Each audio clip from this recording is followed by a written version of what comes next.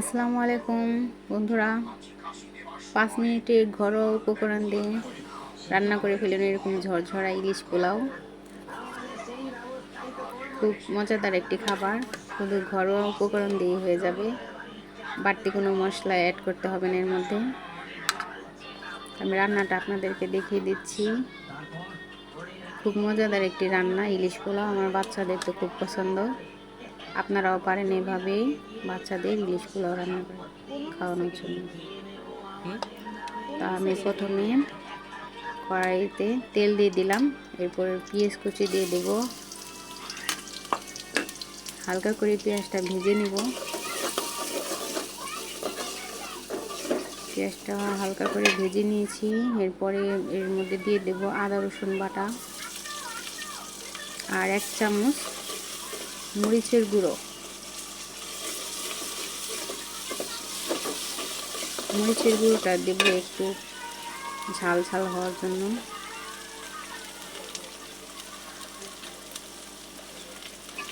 একটু ভাজা ভাজা করে নেব। এরপরে ধুয়ে রাখা চাল আমি আগে থেকে ধুয়ে রেখেছি। তো আমি চালের মধ্যে কিছুটা মুসুর ডাল দিয়েছি, আপনারা নাও দিতে পারেন, এটা আমার ভালো লাগে দিতে। চালটাকে ভালো করে কষিয়ে নিচ্ছি। চালটা সুন্দরভাবে কষিয়ে নেওয়ার পরে দেখুন কালারটা। তারপরে আমি পরিমাণ মতো পানি দিয়ে দেব।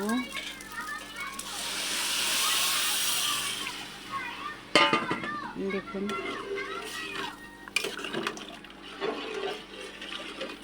পরিমাণ মতো পানি দেওয়ার পরে আমি ভালো করে নাড়াচাড়া দিয়ে এর মধ্যে মাছটা দিয়ে দিয়েছি। মাছটা দেওয়ার সময় ভিডিওটা হয়নি, দেখুন।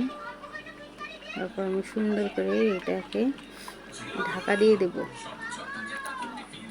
দেখুন কালারটা সাদা হবে, ঝরঝরে হবে, খেতে খুব মজা।